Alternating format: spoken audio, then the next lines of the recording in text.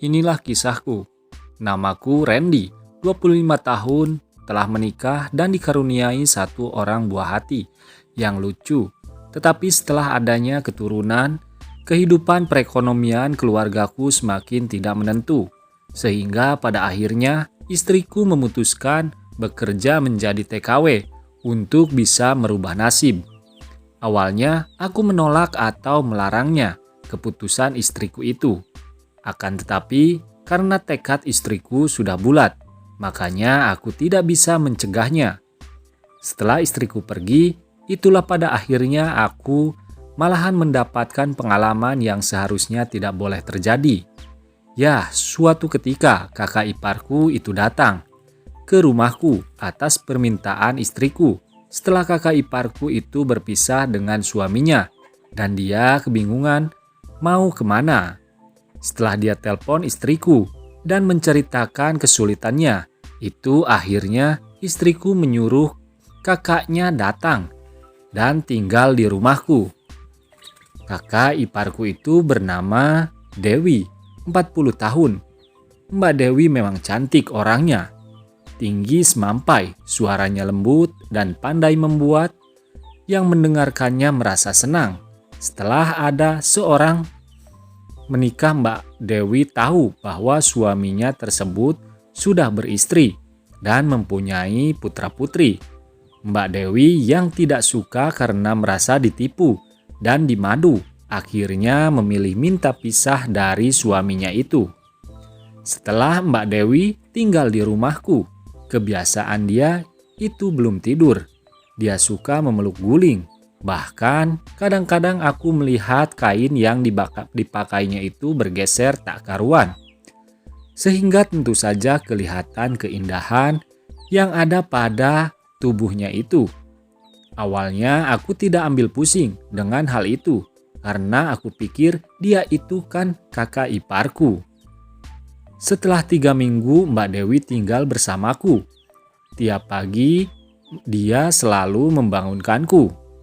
Dia selalu bangun lebih pagi dariku. Kadang-kadang aku berhayal juga. Seperti apakah keindahan yang ada di balik kain yang dipakai oleh Mbak Dewi itu. Maklumlah, aku sudah cukup lama berjauhan dengan istriku. Dan sekarang tinggal bersama dengan kakak iparku yang cantik. Sudah gitu janda pula.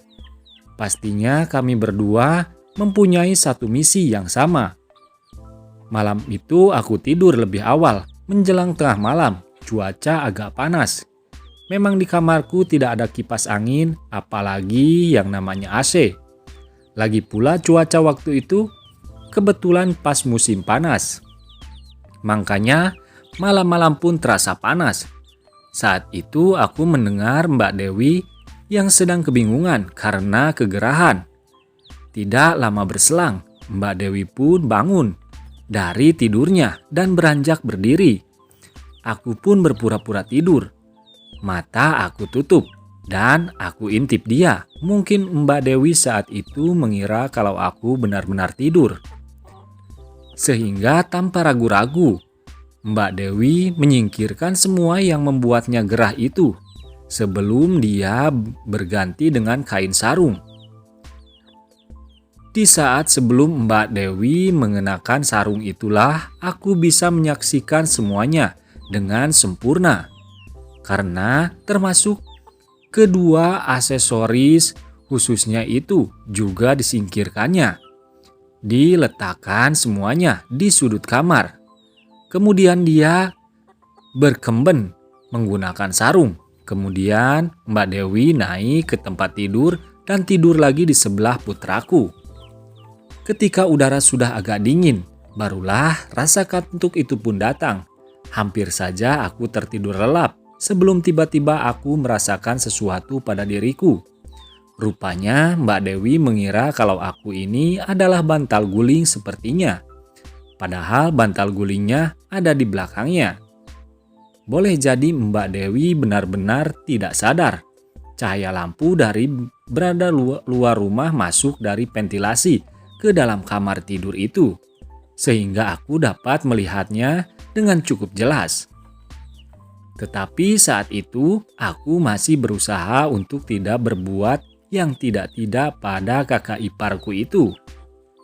Sebisa mungkin aku berusaha memejamkan mataku kembali. Akhirnya aku pun tertidur sampai pagi.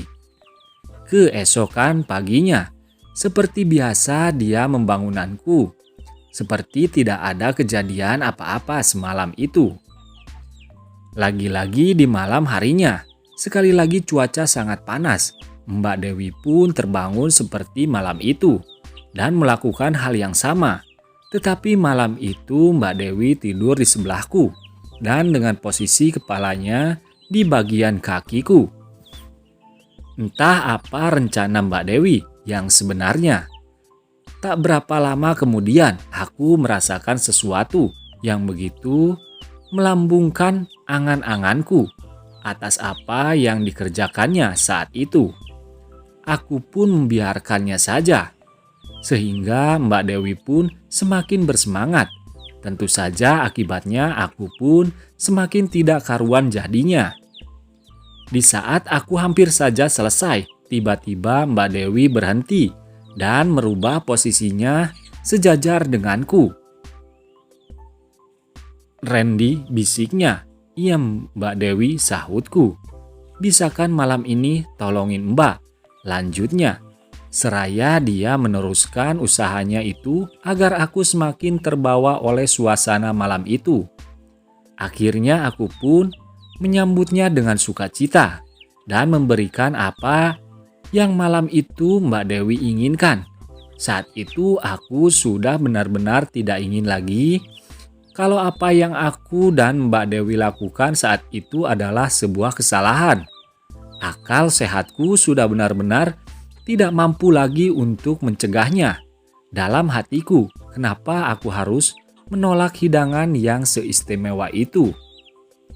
Akhirnya, dengan penuh kasih dan sayang, aku dan Mbak Dewi pun saling support untuk bisa berbahagia bersama. Di malam itu, tiba-tiba aku mendengar Mbak Dewi menarik napas dalam-dalam. Aku tahu apa yang akan terjadi. Selanjutnya, makanya dengan segera aku pun berusaha untuk mengejar ketertinggalanku. Sehingga akhirnya secara hampir bersama-sama kami berdua pun memperolehnya. Setelah beristirahat sebentar, Mbak Dewi beranjak ke kamar mandi. Aku pun menyusulnya karena Mbak Dewi yang duluan ke kamar mandi itu. Keluar kamar mandinya pun dia yang duluan. Ketika aku masuk ke dalam kamar, kembali aku lihat Mbak Dewi tengah bersandar di dinding tempat tidur. Matanya terpejam, seperti orang yang sangat capek. Aku pun naik ke atas tempat tidur dan duduk di dekatnya. "Mbak capek?" tanyaku. Mendengar pertanyaanku itu spontan, matanya terbuka dan memandangiku. Dia tersenyum dengan manisnya dan berkata, "Tidak kok," sahutnya. Dengan perlahan diusapnya punggungku. Seperti berbagi rasa sayang padaku. Seketika itu hatiku sangat senang sekali. Kalau tidak ada kamu yang membantu, Mbak sepertinya tidak. Tadi itu kepala Mbak ini terasa sakit. Badan Mbak terasa lemas. Jelasnya, "Bolehkah aku minta tolong?" tanyaku, lalu dia menjawab, "Entahlah, kalau kamu bisa menjaga rahasia, kamu boleh menolong Mbak seterusnya," ucapnya. "Sumpah Mbak, aku akan jaga rahasia ini dari siapapun," sahutku.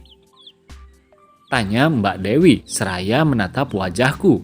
Sedetik kemudian Mbak Dewi pun tersenyum dengan manisnya. "Mbak mau minta tolong sama kamu untuk memijat, boleh nggak? Rasanya Mbak kok pegal-pegal ini," ucapnya. Dan seterusnya dan seterusnya.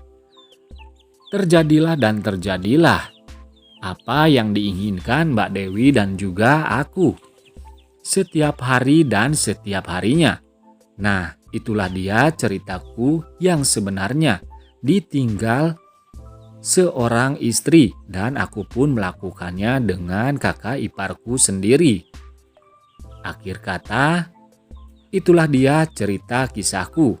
Sekian dan terima kasih.